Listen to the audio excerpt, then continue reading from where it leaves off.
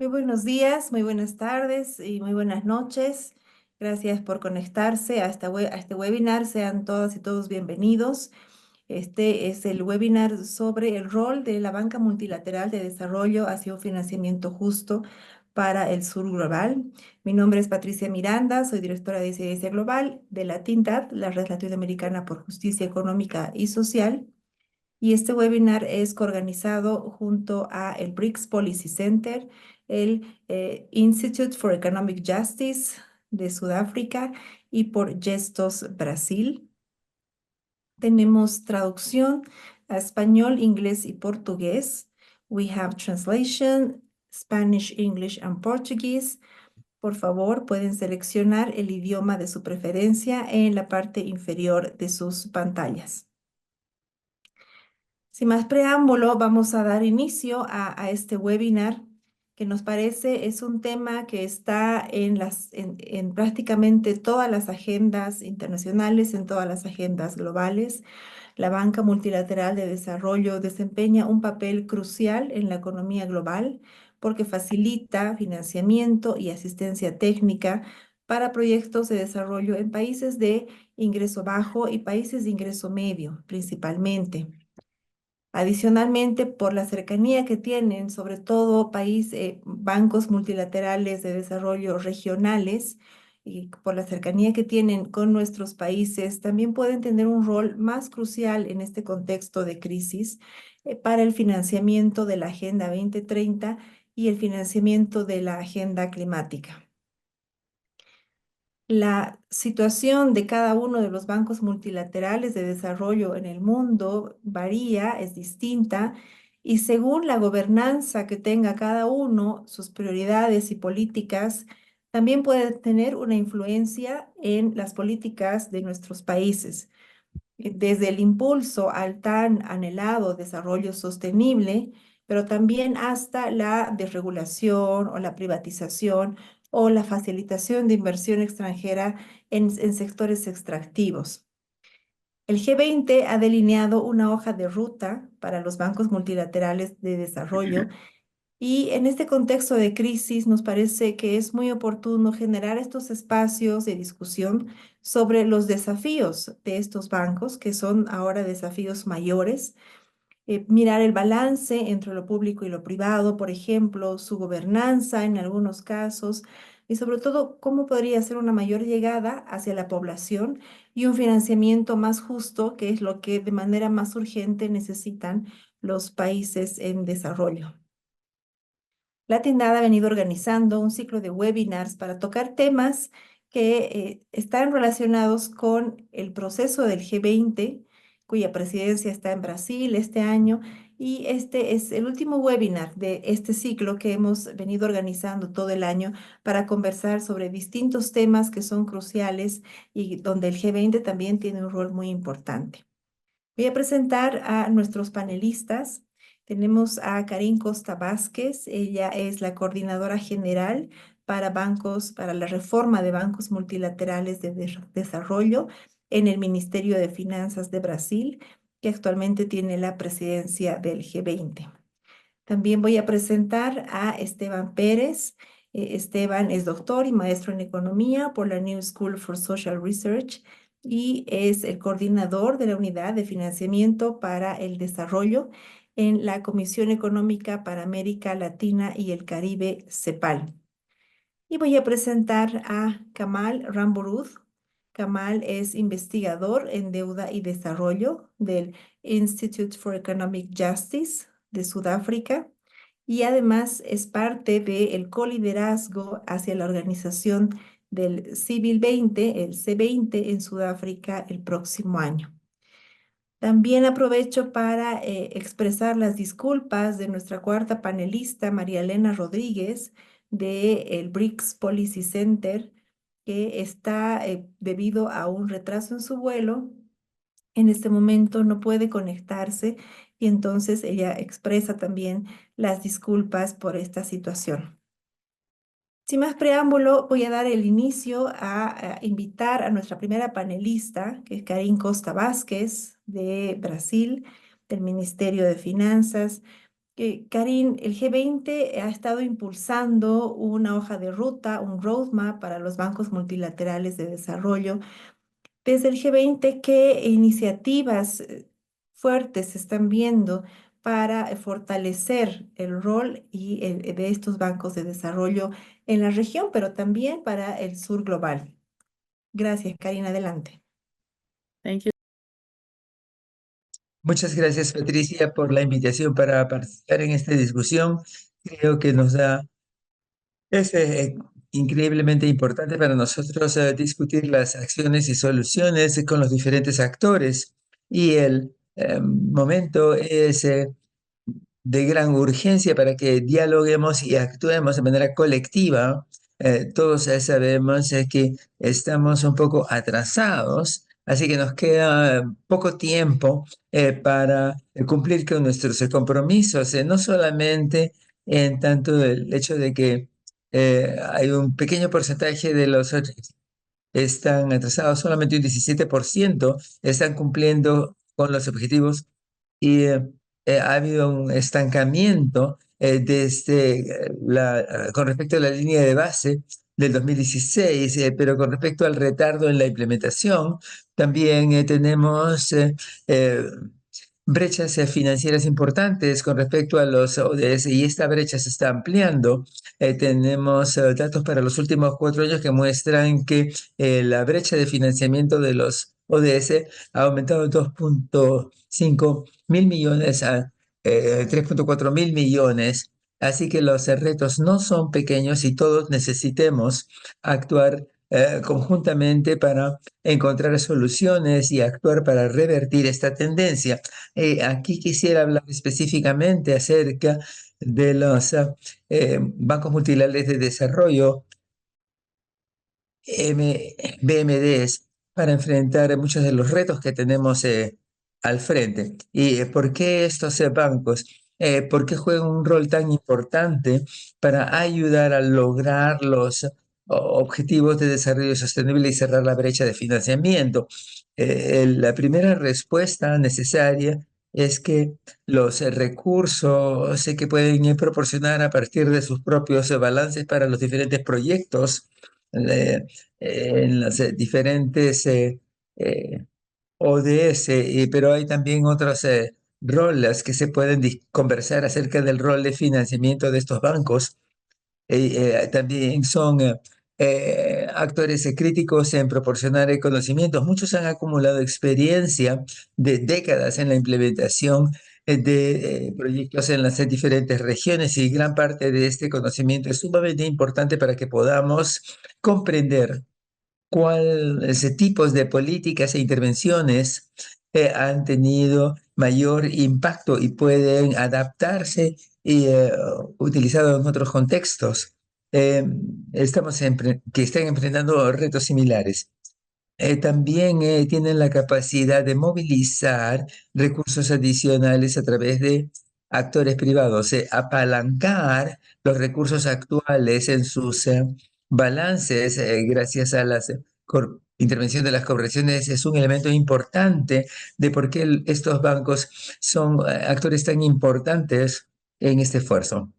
La movilización de actores para que participen en este diálogo y actúen de manera pertinente y llegar a los sectores más vulnerables y pobres puede lograrse mediante un diálogo con estas instituciones, estos bancos. Si bien las soluciones de los problemas o parte de ellas implica combinar esfuerzos de diferentes actores, los bancos multilaterales de desarrollo juegan un papel muy importante para poder adelantar con respecto a los eh, ODS y la brecha de financiamiento. Durante la presidencia de Brasil de los G20, se trata de fortalecer el rol de estos bancos para enfrentar los retos de desarrollo que enfrentamos y no solamente fortalecer a estos bancos, sino también su rol en la arquitectura financiera internacional, que es una de las 3 prioridades de la presidencia de Brasil. adoptado junto con el desarrollo sostenible y la lucha contra la desigualdad y la pobreza. Esta arquitectura financiera internacional se encuentra al centro de los debates que estamos sosteniendo precisamente esta semana aquí en Nueva York, donde me encuentro en este momento, para la organización de la Asamblea General de las Naciones Unidas, donde se está hablando acerca de los pactos para el futuro. Y precisamente ayer, por primera vez, se reunieron los G20 en la Asamblea General, en la reunión de ministros de Relaciones Exteriores de los G20, que se llevó a cabo ayer para conversar no solamente con los miembros de los G20, sino también otros miembros de las Naciones Unidas para llevar adelante estas reformas necesarias. Así que la arquitectura financiera internacional y su reforma y el fortalecimiento de los bancos multilaterales de desarrollo forman parte de una misma ecuación que también es fundamental. Tenemos que concentrarnos en alcanzar este objetivo más amplio y los G20 han han hecho un gran esfuerzo este año para diseñar una hoja de ruta para tener bancos multilaterales de desarrollo, BMDs, dentro de una arquitectura financiera más amplia. Y esta es una de las maneras en que consideramos que podemos ayudar a los bancos a reducir tanto su brecha con respecto a los objetivos de desarrollo como de financiamiento. Ahora, ¿cómo hacer esto? Eh, el documento que mencioné ha sido preparado de manera muy colaborativa e inclusiva durante todo este año y eh, aprovechando el trabajo que se ha hecho en las presidencias anteriores de los G20 de Italia, de Indonesia, de India, pero también con consultas con miembros de los G20 y con los bancos y la sociedad civil en términos más amplios. Este documento incluye un conjunto de recomendaciones y acciones que los miembros de G20 junto con los bancos multilaterales de desarrollo se han comprometido a poner en práctica durante los próximos años, aunque el marco de la Agenda 2030 como meta objetivo para que se pueda llevar a cabo estas recomendaciones y aportes para la Agenda 2030 con tres objetivos principales. El primero es mejorar el acceso al financiamiento de los BMD. El segundo es incrementar la capacidad de otorgar préstamos y finalmente ampliar el impacto de estos bancos en la sociedad civil. Se recomienda una serie de acciones para el logro de estos tres objetivos que esperamos que sienten un cimiento sólido, de la manera que estos bancos pueden contribuir a lograr estos objetivos. Déjenme darles unos cuantos ejemplos rápidos sobre acciones y recomendaciones que alimentan cada uno de estos tres objetivos y que crean los pilares para tener acciones más importantes. En primer lugar, el acceso al financiamiento de los BMD. Tenemos recomendaciones sobre cómo estos se pueden colaborar de manera más estrecha en las plataformas por país para mejorar la coordinación, para ampliar las líneas de proyectos, pero también estamos hablando acerca de las diferentes maneras en que los BMD pueden armonizar sus estándares con respecto a estándares ambientales y sociales. De otro lado, estamos hablando de mejor la capacidad de préstamo de los BMD y mediante reformas para implementar las recomendaciones que han sido planteadas por las presidencias de Italia, Indonesia y la India, y también instrumentos de financiamiento innovadores como instrumentos de capital híbridos que pueden proporcionar garantías para reducir el riesgo de las inversiones y otros instrumentos. También estamos discutiendo acerca de nuevos recursos y en el proceso eh, que pueden seguir los BMDs para determinar si tienen suficientes recursos para cumplir con sus estrategias y compromisos más amplios para la Agenda de Desarrollo 2030. Y este conjunto de acciones pueden tener un mayor impacto en desarrollo y por primera vez. Durante esta presidencia de los G20 tenemos recomendaciones acerca de la evaluación de impacto, que es un tema relativamente novedoso eh, en los BMDs y para reforzar el conocimiento que tienen los bancos y los desarrollos de los resultados de los dólares que se utilizan de estos fondos de los bancos para tener un impacto en el terreno. Pero también estamos hablando acerca de cómo las instituciones pueden organizarse mejor para que refleje la diversidad regional y de género a diferentes niveles, de tal manera que sus decisiones mejoren la manera en que eh, reflejen mejor las aspiraciones y demandas de los diferentes países y regiones.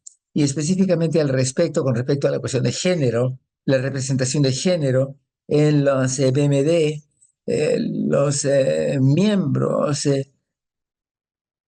tienen un papel muy importante. Sabemos de todos que en todos los BMD, más del 70% de los cargos administrativos los ocupan mujeres y eh, eh, eh, proporción disminuye a medida que ascendemos en la jerarquía institucional y en el eh, caso específico del Banco Mundial, el porcentaje de mujeres en altos cargos cayó de 40 a 20%.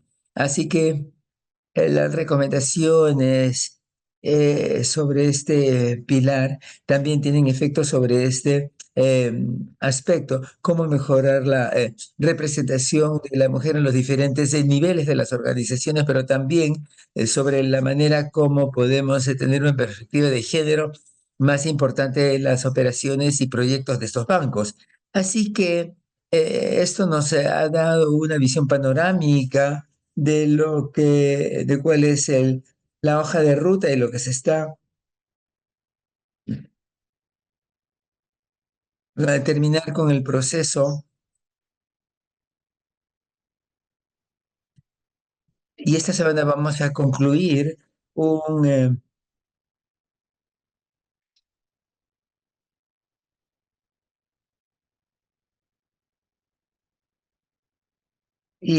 en la próxima reunión en octubre de los gobernadores de los bancos centrales, cuando podremos con los líderes y en la reunión de los líderes de G20 después de la cumbre de Río. Un segundo punto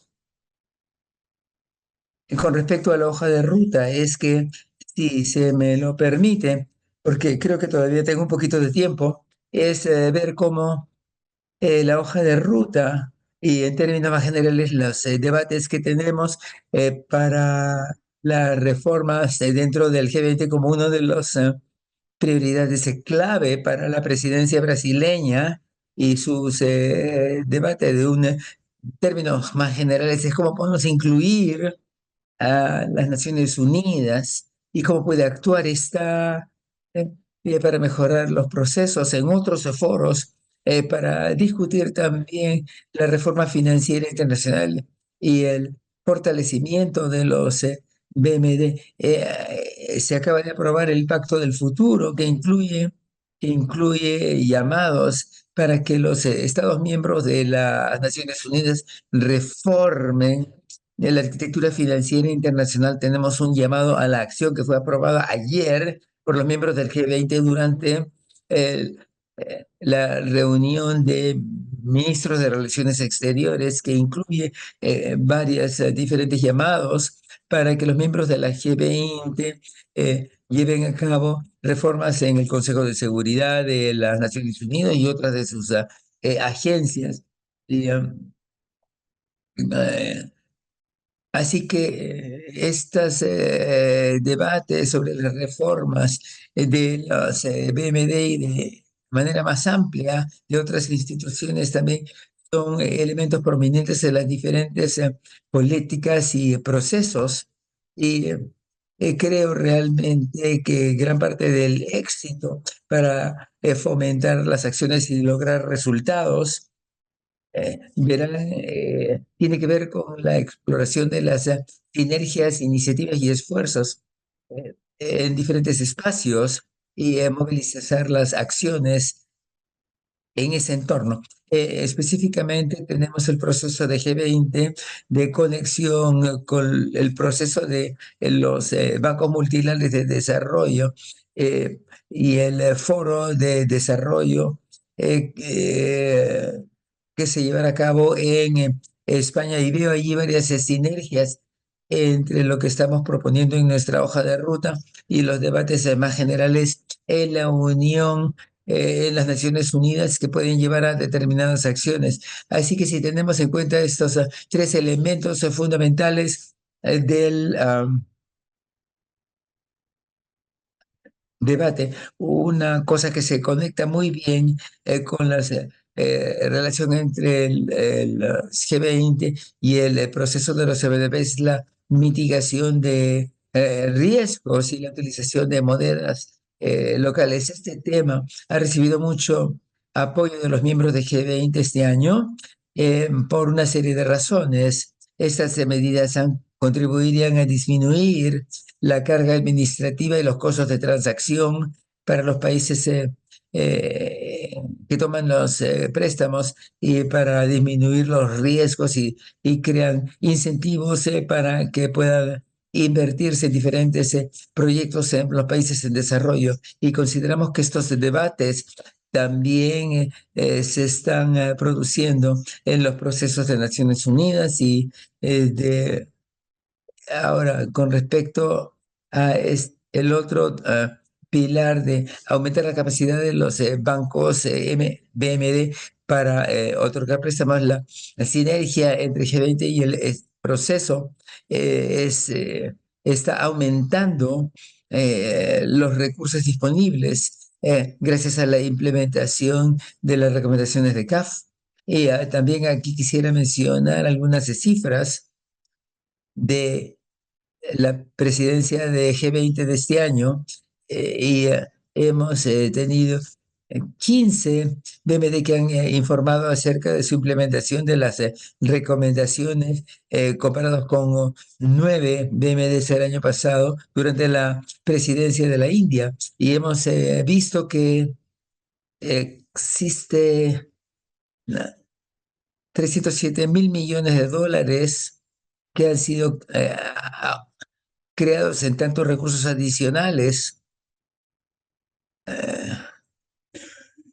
para los bancos multilaterales de desarrollo durante la próxima década, con los 200.000 millones que estaban disponibles el año pasado. Esto muestra que los BMDs están tomando muy seriamente la implementación de las recomendaciones de CAF y al tomar seriamente estas recomendaciones están creando espacio de préstamos más grandes para ayudar a los países a alcanzar sus objetivos de desarrollo sostenible. Ese es otro tema en el que seguimos avanzando en la implementación de las recomendaciones de CAF y que es un punto de sinergia entre los G20 y el proceso de los MMD. Con respecto a la mayor capitalización, ese es otro punto de sinergia. Hay muchos debates específicamente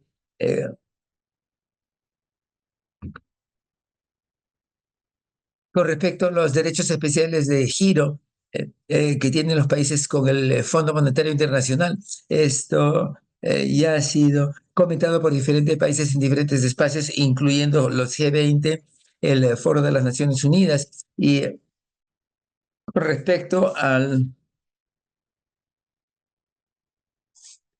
Se trata no solamente de facilitar el lanzamiento y escalamiento de los de accesos a los DEG, pero mejorar también en mecanismos para ayudar a facilitar las iniciativas de financiamiento para la Alianza contra la Pobreza, y que es otra de los proyectos bandera del presidente Lula durante la presidencia brasileña de los G20.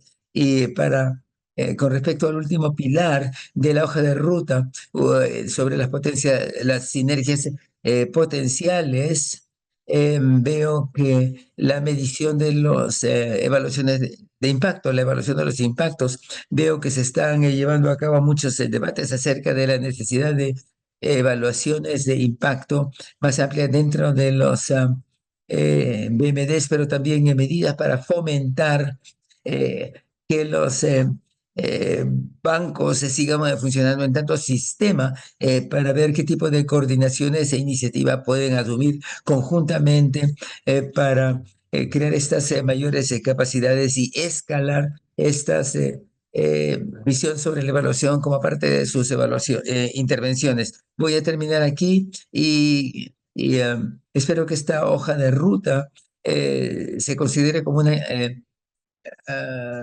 contribución clave de la presidencia actual de Géminis para la reforma eh, financiera internacional. El segundo, último punto que quisiera mencionar es que hay muchas sinergias que tenemos que seguir explorando a futuro entre los G20 y otros espacios de políticas. La reforma de los BMD para que podamos tomar acciones a futuro. Muchas gracias. Gracias, Karim, por esta explicación tan clara de en qué consiste el roadmap, esta hoja de ruta del G20 en relación a los bancos multilaterales de desarrollo.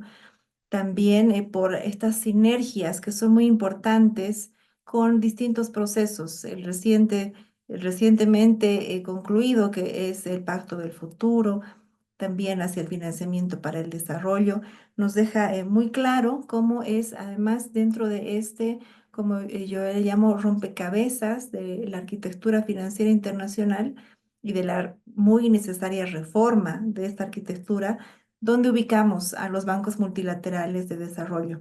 Muchas gracias, Karim. Y ahora me gustaría darle la palabra a nuestro siguiente panelista, Esteban Pérez, que además es un aliado de Latindad. Muchas gracias, Esteban, por estar aquí. Esteban, desde América Latina, bueno, siempre tenemos una brecha en el financiamiento. ¿Cuáles son las perspectivas y además desafíos que CEPAL ha ido analizando y que tú encuentras en el rol que pueden tener, sobre todo en este contexto de crisis y donde América Latina tiene países de ingreso medio y bajo este criterio no tenemos acceso a una serie de políticas económicas globales? ¿Cuál puede ser el rol en este momento y en este contexto de la banca multilateral en la región para cerrar estas brechas de financiamiento? Gracias, Esteban. Adelante. Sí, muchas gracias, Patricia, por la invitación. Gracias a la Tindad. Voy a compartir mi presentación.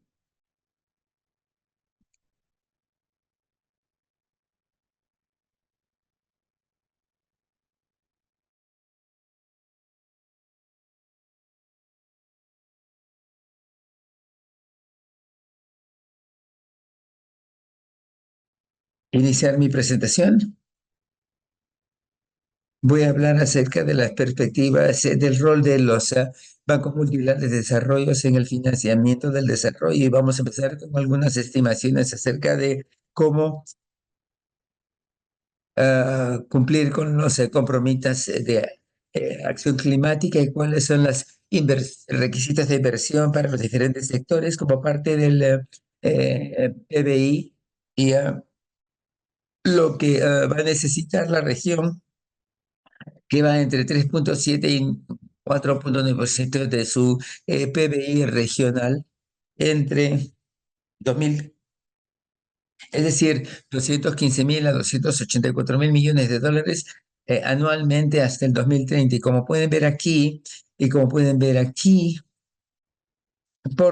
cuáles son los porcentajes sectoriales para la mitigación y la adaptación climáticas.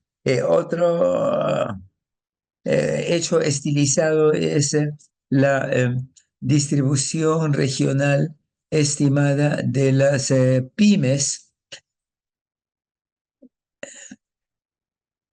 El Banco Mundial ha hecho un estimado por región de desarrollo de pymes y la brecha financiera. La brecha financiera para América Latina se ha estimado en 1.209 millones de dólares para poder cerrar las brechas financieras de la región. Ahora, ¿qué ruta es que los BMD se pueden seguir para cerrar estas brechas de financiamiento? Obviamente, una de las recomendaciones que también fue mencionada por la panelista anterior es una mayor capitalización y los bancos de desarrollo han tomado medidas para aumentar sus capitales.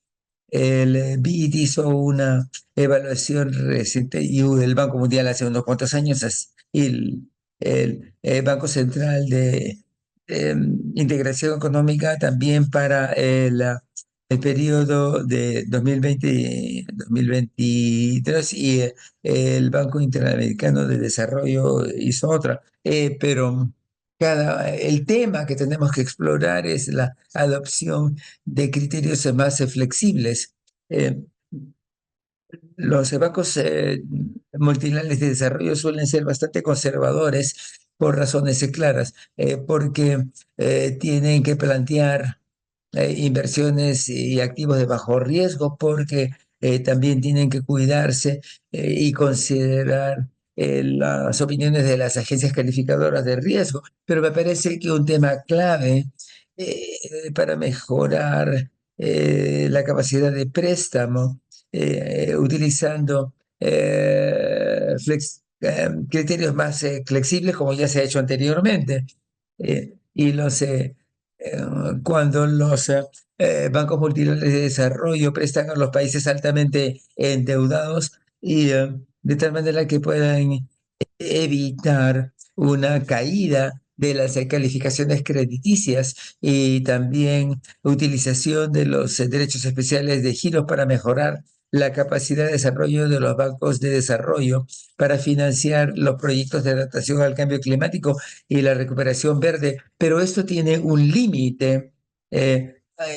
En agosto del 2021, el Fondo Monetario hizo una evaluación que demuestra que la región recibió 20 a 25 mil millones de dólares, pero que esto no podría ser suficiente para cerrar las brechas de desarrollo y las brechas de eh, los ODS. La mayor parte de la discusión sobre el financiamiento del desarrollo a nivel internacional se ha concentrado en los BMD y también en los bancos regionales de desarrollo, pero mucho menos en los bancos nacionales de desarrollo. Me parece que los bancos nacionales de desarrollo tienen que incluirse en el debate sobre la arquitectura financiera internacional porque juegan porque tienen limitaciones técnicas e institucionales, no tienen las mismas capacidades de préstamo. Cuando se refiere al cambio climático, solamente tienen acceso limitado a capital de largo plazo y de concesional y no tienen suficientes capacidades de coordinación institucional y de evaluación. Los bancos nacionales de desarrollo son importantes a nivel nacional y regional son una de las, pero hay poca comunicación entre los diferentes a nivel regional y no hay suficiente cooperación entre los bancos nacionales de desarrollo, los bancos regionales de desarrollo y los bancos multilaterales de desarrollo. Y me parece que todo esto tiene que reforzarse y tiene que fomentarse. Y considero que la cooperación entre los BMD, los bancos regionales de desarrollo y los nacionales permitiría que estos últimos superen muchas de otras limitaciones y cooperar de manera más coherente con los bancos multilaterales y regionales de desarrollo. Una cuestión que es importante de tomar en cuenta en América Latina es que los bancos regionales de desarrollo eh, han asumido en términos del otorgamiento de préstamos con respecto al el rol del BID a nivel regional. Aquí podemos ver la evolución del financiamiento de los bancos sub- subregionales, el BID y el Banco Mundial, como el Banco Interamericano de Desarrollo, la CAF, y otros. Todo esto empezó en el 2005, pero durante la crisis del 2008 podemos ver un gran aumento del Banco Mundial. Pero ahora vemos que los bancos subregionales de desarrollo han tomado un rol de liderazgo que han asumido un rol muy importante y es importante que veamos cómo podemos mejorar su capacidad de otorgar préstamos. Quisiera concluir hablando acerca del mandato de los bancos de desarrollo, que está dictado en general por las imperfecciones del mercado. Y estas fallas del mercado es importante porque cuando vemos el papel de los bancos de desarrollo solo en términos de fallas del mercado, me parece que estamos limitando su capacidad para aportar a el desarrollo económico social. Las dos principales fallas del mercado que se articulan en el mandato de los bancos de desarrollo son las distorsiones financieras de los mercados y las asimetrías de información, y la segunda es las externalidades positivas de ciertas inversiones pueden que hacen que los proyectos socialmente rentables no sean atractivos desde el punto de vista del inversionista individual. Estas dos fallas de mercados están a la base del mandato y el enfoque de los bancos de desarrollo regional y los bancos de desarrollo nacionales. Como podemos ver en términos de los préstamos aprobados por la CAF por sector económico, aquí se ve que con las cifras para el 2007 al 2022 que provienen de los informes anuales de la CAF. Y aquí podemos ver evidentemente que el enfoque se encuentra en la infraestructura, básicamente transporte, almacenamiento y comercio. Los servicios sociales, energía y en mucho menor medida con respecto a otras intervenciones. Obviamente esto se debe a la idea de que los países en desarrollo carecen de capitales y también porque, como dije anteriormente, las utilidades en las áreas sociales y las áreas en infraestructura podrían no ser necesariamente atractivos para los inversionistas individuales. Entonces, hemos, tratamos de concebir el mandato de estos bancos de una manera diferente desde el punto de vista de la mayor eficiencia en los préstamos. Y lo mismo ocurre con los bancos nacionales de desarrollo. Esta es una cifras de los bancos nacionales de desarrollo que muestran que de más de 100 instituciones financieras de América Latina según su mandato. En, eh, en términos de flexibilidad y préstamos en diferentes sectores como agricultura, construcción, y generalmente vemos que los directorios de estos bancos no han concentrado sus actividades en las pymes. Y en América del Sur, por ejemplo, en México, se orientaron, sin embargo, hacia un número limitado de actividades de la CEPIME y en general los estudios que han monitoreado los préstamos de los bancos nacionales de desarrollo respecto a la CEPIME muestran que efectivamente tienen un alcance limitado. El porcentaje capturan aproximadamente el 14% del total de, o sirven, atienden a un 14% solamente, es decir, por ejemplo, mediante las garantías que han sido muy importantes durante la pandemia, cuando uno compara las garantías ofrecidas en América Latina con Europa o en términos de sus PBI de los países, en Europa es aproximadamente 1 o 2% del PBI y hasta 5 a 7% en algunos países, mientras que América Latina está muy por debajo del 1% del PBI de los países. Así que para concluir la presentación, las brechas de financiamiento son enormes, los bancos de desarrollo están haciendo eh, esfuerzos importantes y me parece que su papel se está acrecentando respecto de cómo funcionan los bancos multilaterales de desarrollo, si debe incluirse en este debate a los bancos nacionales de desarrollo y la manera en que estos pueden articularse con los bancos subregionales de desarrollo. Los bancos nacionales de desarrollo funcionan a nivel del país y también deben ofrecer más conocimientos en términos de los proyectos, las poblaciones que deben beneficiarse del financiamiento que estas instituciones pueden proporcionar.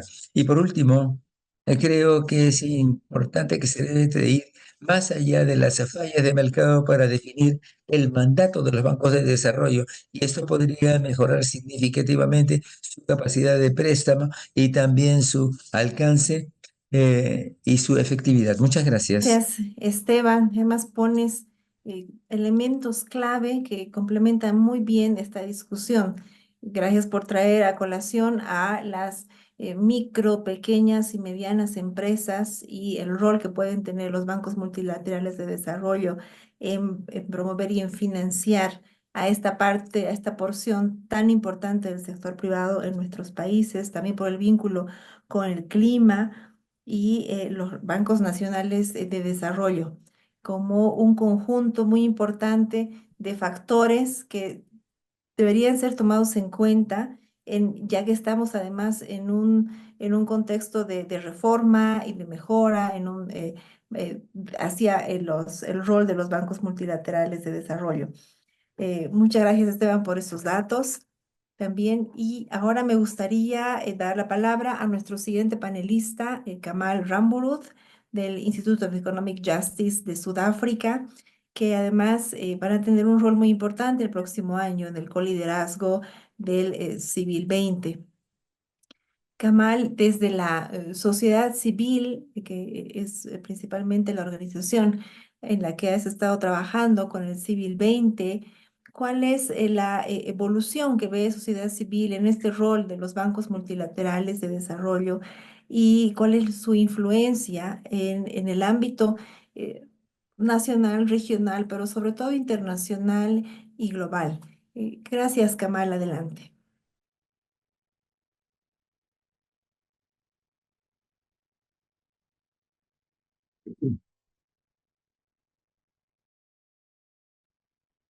Muchas gracias, Patricia. Es un placer estar aquí con ustedes y quiero agradecer a Latindad.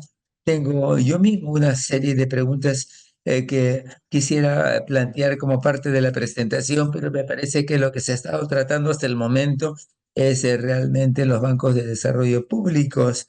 Esto podría ser porque hay tantos de estos bancos y también por la escala de su trabajo. Hoy día tenemos 126 bancos de desarrollo público que tienen como 23.000 billones de dólares en activos y el volumen conjunto de inversiones de estos bancos, lo que incluye los multilaterales, los nacionales y los regionales. Y, juntamos todos estos fondos, estamos hablando a cerca de 2.300 mil millones de dólares anuales. Esto representa el 10% de las inversiones totales de todo el mundo por parte de todas las fuentes públicas y privadas.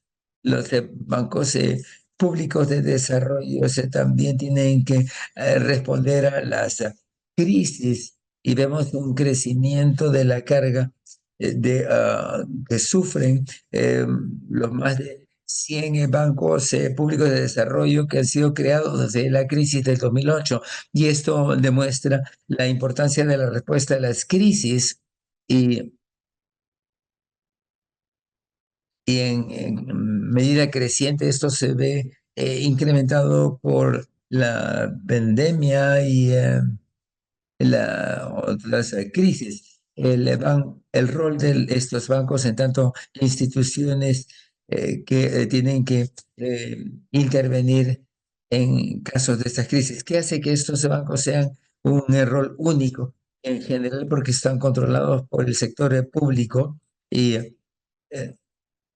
recientemente también por su autonomía financiera y también por sus funciones que están orientadas por un mandato de desarrollo público, como se mencionó con la constitución de mercados, pero también otros temas, eh, y es que las utilidades se reinvierten en el financiamiento de desarrollo, las inversiones de infraestructura a largo plazo y préstamos no típicos, no usuales. Los bancos de desarrollo juegan estas funciones, desempeñan estas funciones, pero me parece que también es importante saber que en los bancos públicos de desarrollo también participan en el ámbito de la deuda. Y la deuda implica poder, un poder que se ha utilizado para desarrollar la trayectoria económica del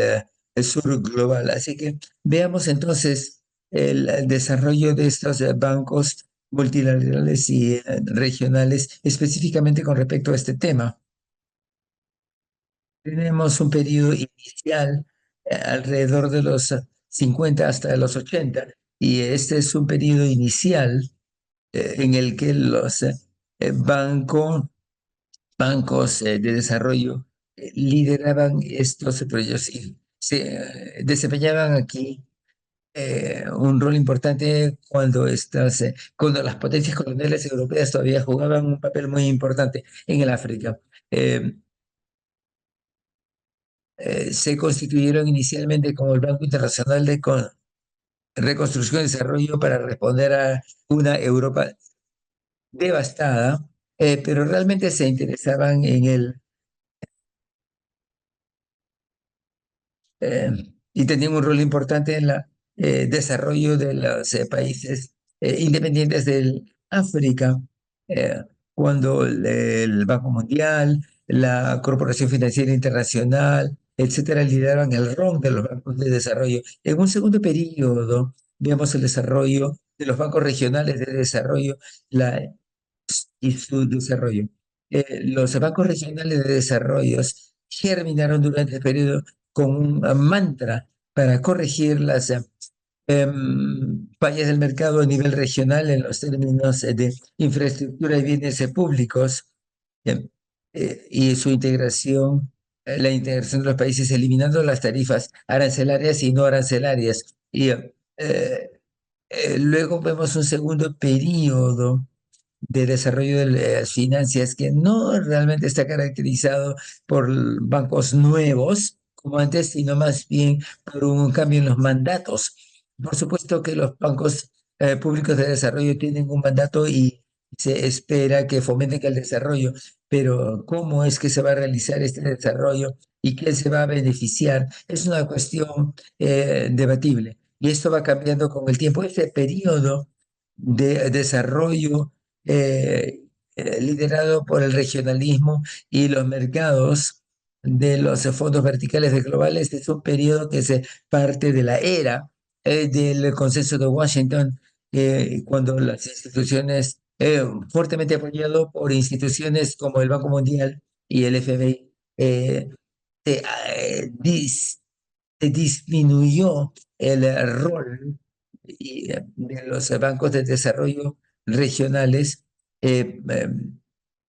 para reducir su intervención en las economías nacionales. Y esta es una especie de ola para promover las privatizaciones y un, un consenso de Washington, un desarrollo basado en el consenso de Washington.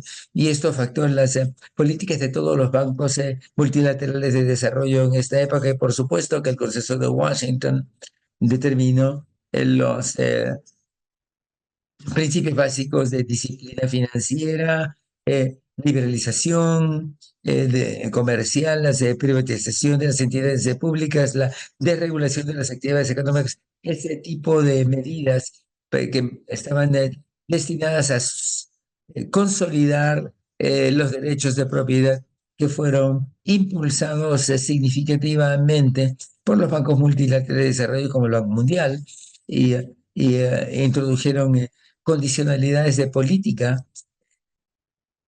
para llevar a cabo sus préstamos programáticos. Y ahora entramos entonces en la última década más o menos, en un tercer periodo de bancos multilaterales y regionales de desarrollo, más o menos a partir de 2010. Y vemos una creciente prominencia de los bancos regionales de desarrollo liderados desde el sur, como el Banco de BRICS y el Banco de Inversión e Infraestructura de Asia Pacífico. Mi país, por ejemplo, a Sudáfrica, ha sido miembro fundador de ambos bancos, y estos bancos tienen ambiciones políticas muy importantes, tienen programas intrarregionales y tienen el, con vistas a la multipolaridad e intervenciones estratégicas en los mercados, que utilizan instrumentos, herramientas de mercado eh, para diseñar políticas industriales. Y el nuevo Banco de Desarrollo presta directamente a las empresas públicas de Sudáfrica, por ejemplo, y este es un cambio propiciado por el surgimiento de estos nuevos bancos, cuyo rol e instrumentos y, y estrategias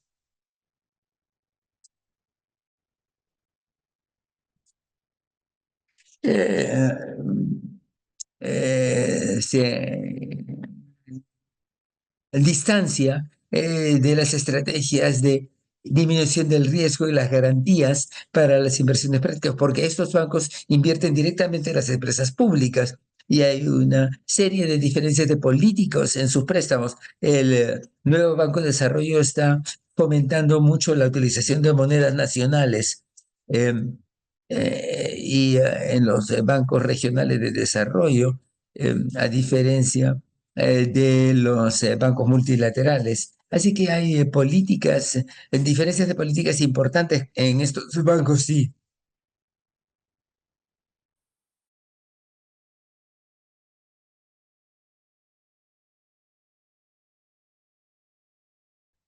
Aquí vemos un enfoque de colaboración más que de competencia. Y aquí, sin embargo, habría que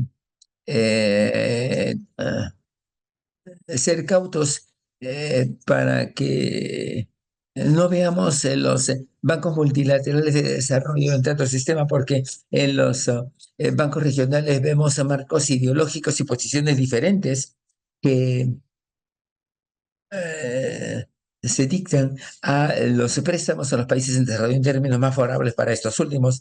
Así que pasamos por esta última fase que llega hasta la actualidad, y hemos escuchado una serie de declaraciones de los bancos multilaterales de desarrollo, por ejemplo, con respecto a la Agenda Común de Finanzas del 2020, tras una reunión que se llevó a cabo en Francia.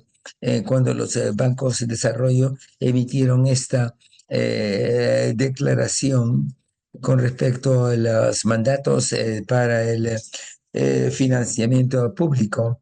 Y es bastante interesante escuchar que sostienen que en tanto tales tienen un rol único en el sistema de financiero, nuestros mandatos públicos y raíces en nuestras raíces y tejidos económicos y sociales hemos creado puentes entre los gobiernos y el sector privado, entre las agendas nacionales e internacionales y entre la liquidez global y microeconómica y las prioridades entre los objetivos a corto y largo plazo. Podemos contribuir significativamente a reorientar el, el financiamiento global hacia los objetivos de desarrollo sostenible y el clima, cosa que no escuchamos necesariamente en el sector del financiamiento privado. Entonces, eh, lo- el- estos bancos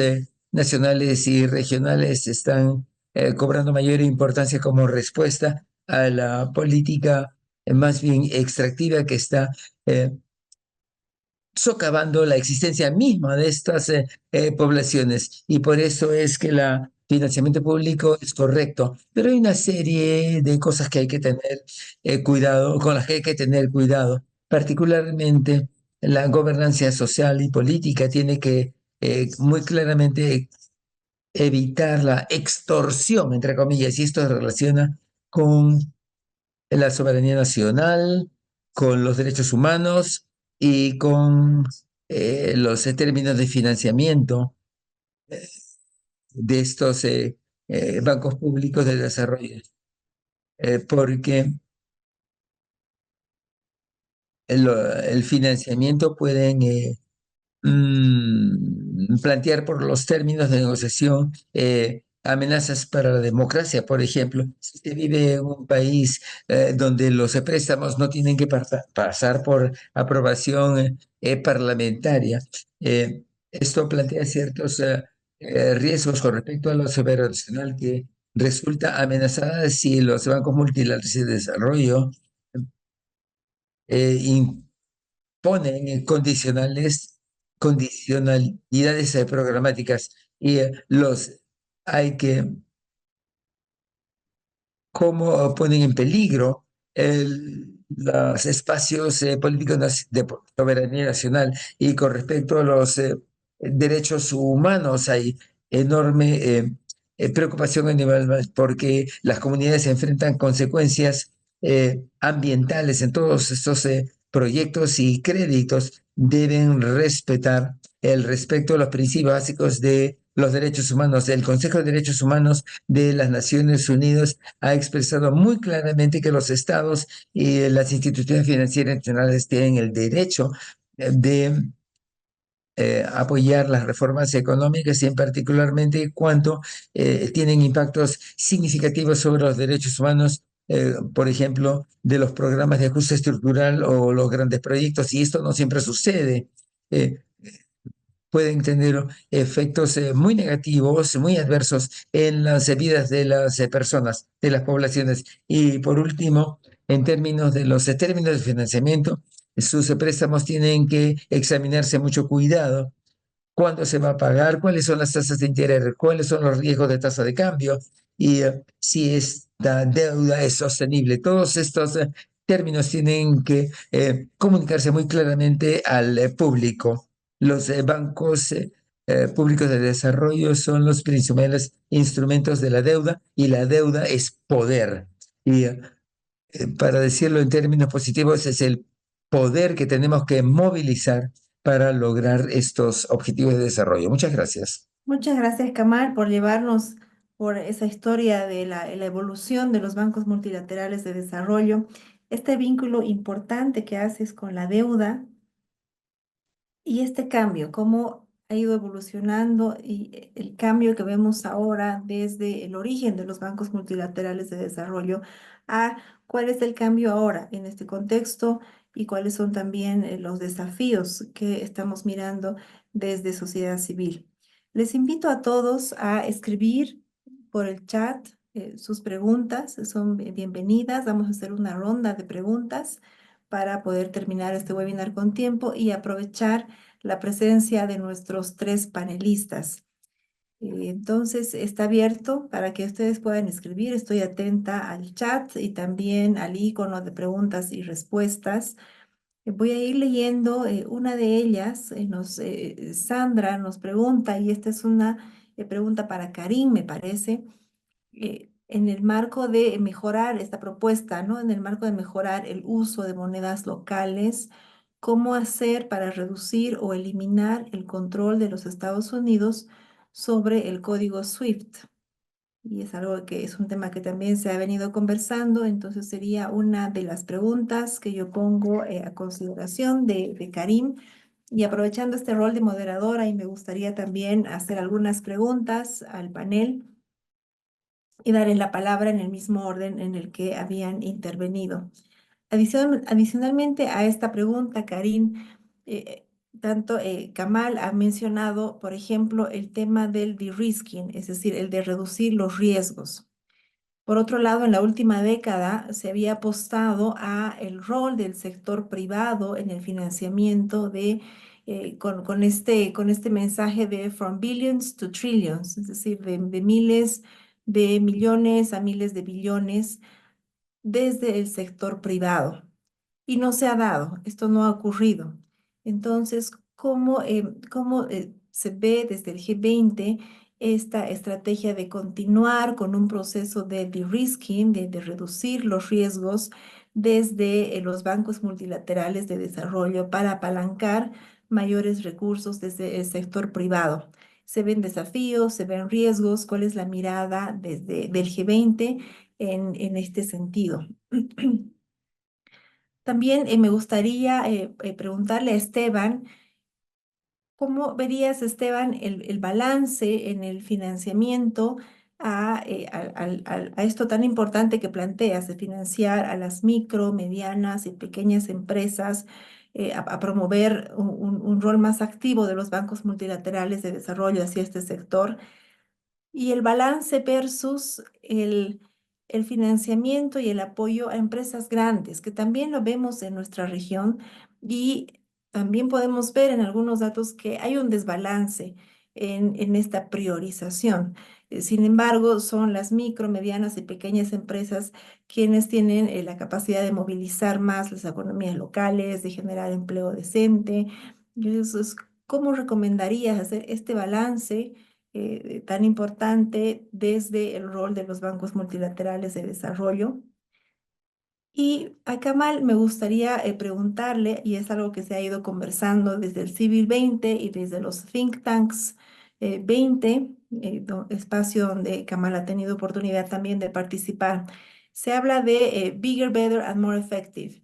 En ambos espacios, tanto del C20 y T20, se le ha incorporado algo más. Se dice bigger, better and more effective, but for all, es decir, pero para todos. ¿Cómo llegar a la población? Parecería que hay una desconexión entre todas estas políticas más macroeconómicas y cómo llegar a lo micro, cómo llegar más a la población desde los bancos multilaterales de desarrollo. Aprovechando este rol, y veo que no tenemos aquí tenemos algunas preguntas también. ¿Cuál es la relevancia del Pacto del Futuro para movilizar más recursos a través de los bancos multilaterales de desarrollo? Y voy a leer una última pregunta que está en inglés. ¿Cuáles son los principales retos o amenazas que impiden que los BMDs prioricen a los grupos menos favorecidos en lo que se refiere a los países del mercado? Palabra a nuestros panelistas en el mismo orden en el que intervinieron. Les pido que sean breves en sus respuestas y queremos aprovechar el escucharlos nuevamente a todos. Karim, adelante, por favor. Thank you, Patricia. Gracias, Patricia, por sus preguntas y reflexiones. Con respecto a la primera cuestión, con respecto al SWIFT, con respecto a la reforma del grupo de la arquitectura financiera internacional, estamos viendo ahora los códigos SWIFT dentro de los BMDs y específicamente eh, para los préstamos en monedas locales. Y esperamos encontrar soluciones de hedging innovadores, de manera que los BMDs puedan fomentar la toma de préstamos en moneda local, ofreciendo la posibilidad de préstamos en monedas locales. Y estamos viendo medidas para ampliar nuestra asistencia técnica a los países que toman préstamos, fortaleciendo su capacidad para adoptar estrategias de manejo de riesgos y tomar decisiones informadas para reducir los riesgos de sus préstamos. Estas son las medidas que estamos examinando desde la perspectiva de la hoja de ruta. Eh, no estamos específicamente viendo la cuestión de SWIFT en esta hoja de ruta, tal vez en otras discusiones de G20 y otras plataformas vamos a ampliar esta estrategia para incluir este tema. Ahora, con respecto al apalancamiento de más recursos del sector privado, estamos viendo una serie de medidas como las definiciones comunes para la definición de las maneras de movilizar fondos de los BMDs. Es una cuestión muy amplia de crear requiere consenso sobre lo que se debe tener en cuenta para las diferentes matrices y metodologías para la movilización del sector privado, para desarrollar iniciativas que permitan aumentar sus capacidades individuales. Ese es un punto de quiebre. Y con respecto a las otras discusiones sobre el funcionamiento como sistema de los BMD, tanto Esteban como Kamal han hablado acerca de los bancos públicos de desarrollo a nivel nacional, además de los BMD. Me parece que se requiere más coordinación en los esfuerzos para crear plataformas de cofinanciamiento, de hedging, eh, eh, en los bancos nacionales de desarrollo a nivel nacional y subnacional, y también la hoja de ruta está buscando maneras de aumentar la capacidad de estos bancos para apalancar sus recursos locales del sector privado. Con respecto al pacto del futuro, me parece que mi opinión es que entiendo que el pacto del futuro y la hoja de ruta del G20 da un mapa y una hoja de ruta para ayudar a organizar la agenda y fijar un marco para acciones comunes y en algunos casos dan el mandato a las instituciones para tratar temas específicos y me parece que esto implica aspectos importantes, aspectos del mandato, es decir, movilizar acciones para llevar a cabo alcanzar estos objetivos. Pero aquí tenemos el problema de los diferentes marcos. ¿Cuáles son entonces los puntos comunes que nos permitirían apalancar las iniciativas existentes para poder responder a estos llamados a la acción? Y me parece que esto responde a las preguntas que se dirigen específicamente a los temas que traté. Patricia, También para hacer una complementación muy rápida, preguntan que en caso de una depreciación de la moneda local, ¿quién tendría que pagar esta depreciación? Que está un poco relacionada con esta pregunta de préstamos en moneda local.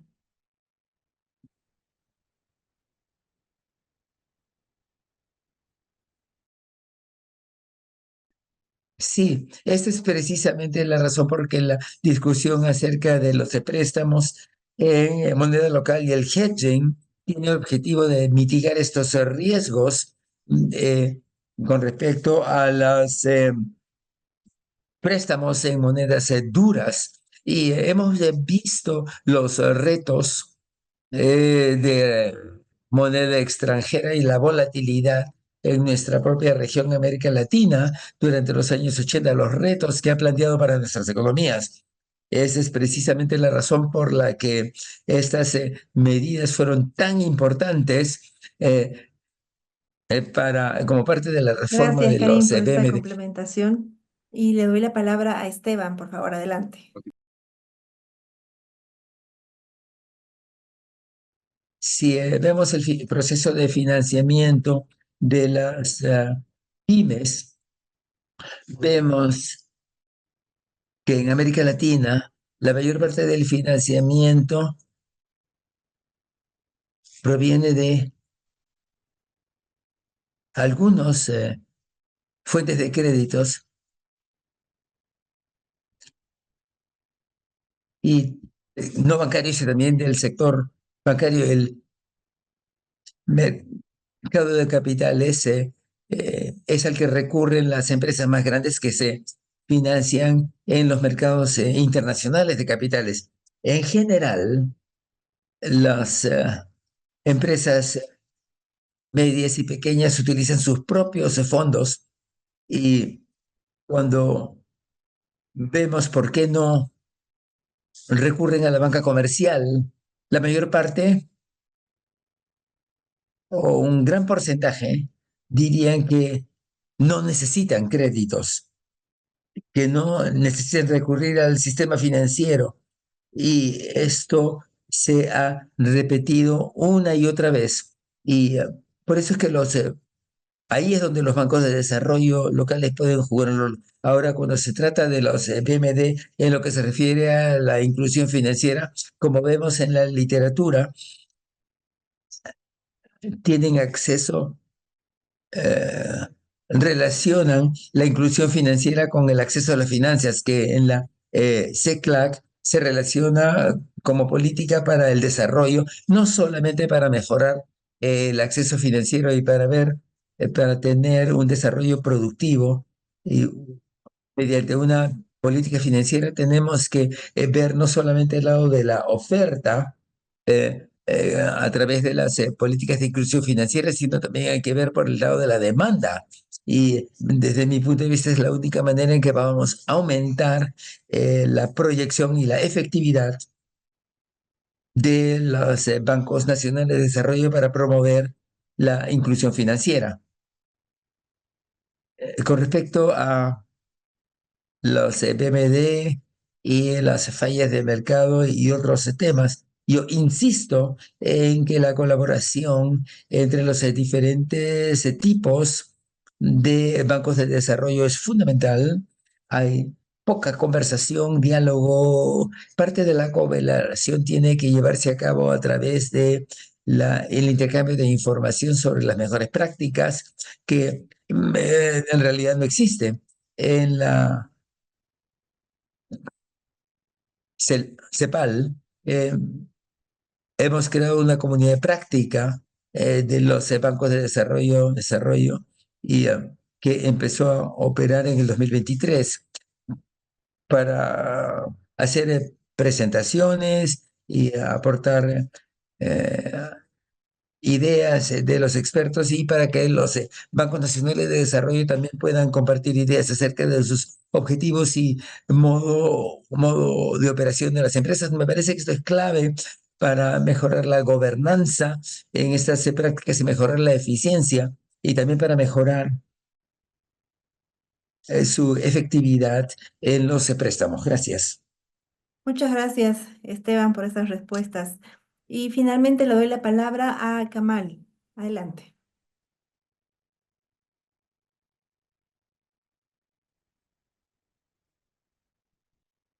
Muchísimas gracias, Patricia. Y entiendo que la pregunta se refiere a cómo podemos hacer que estos bancos puedan ser más grandes, más efectivos y mejores. Y me parece que la clave eh, es que en muchos países en desarrollo hay que lograr que las inversiones masivas en infraestructura, como electricidad, agua, transporte y empatar esta necesidad de bienes públicos con los imperativos de una transición global limpia que puede ser financiada por los bancos multilaterales y regionales de desarrollo. Verás que gran parte de la resistencia o frustración de los bancos multilaterales de desarrollo proviene de la idea de que estos bancos eh, se resisten a formar parte de las agendas políticas nacionales y las instituciones del Bretton Woods como el Fondo Monetario y el Banco Mundial eh, también se resisten a seguir cumpliendo con estos términos de financiamientos que deberían de pasar por los procesos democráticos que ponen en práctica los congresos nacionales. Gracias, Kamal. Y además para incorporar a estos actores que no se había mencionado, que son los parlamentarios de nuestros países y que también tienen un rol muy importante en la fiscalización. Y muchas gracias a los tres. Veo que no tenemos otras preguntas de nuestra audiencia. Quiero agradecerles a Karin Costa, Esteban Pérez y Kamal Ramburuz por participar de este webinar que es importante para tener estos diálogos también con otros actores en nuestra región, en América Latina, en África, en otras regiones del sur y también con nuestros aliados en el norte, en un tema que es muy importante en todas las agendas, como hemos visto ahora.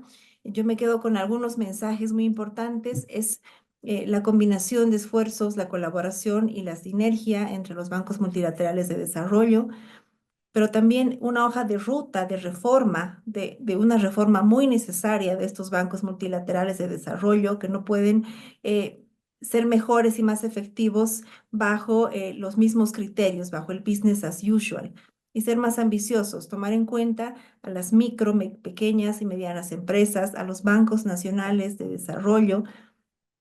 Vemos también que en tamaño y en capacidad están creciendo y las perspectivas son que van a seguir creciendo y en términos de capacidad de financiamiento también.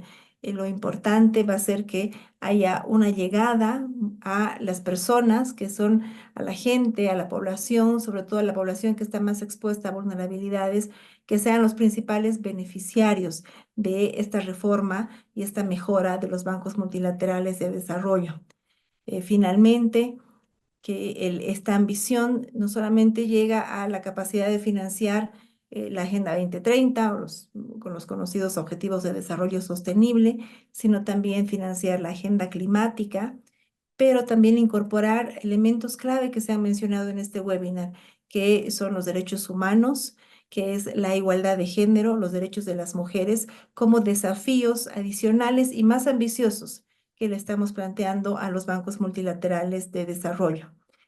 Finalmente me quedo con las perspectivas hacia adelante, lo han mencionado varios, es el proceso del financiamiento para el desarrollo, donde la discusión sobre el rol de los bancos multilaterales de desarrollo va a estar también en el centro de esta agenda y desde la Tindad y nuestros aliados les invitamos vamos a tener siguientes conversaciones para conocer más sobre este proceso. Nuevamente, muchísimas gracias a nuestros panelistas. Karin, esperamos que desde el G20 te lleves también esta conversación, estas recomendaciones de Esteban y Kamal hacia un proceso constructivo al que queremos aportar. Muchas gracias nuevamente a los participantes, a nuestros traductores. Nuevamente, repito, quienes han hecho posible este webinar y su coorganización, además de la Tindad. Agradecer al BRICS Policy Center, al Institute for Economic Justice y a Gestos Brasil. Que tengan un buen día. Muchas gracias.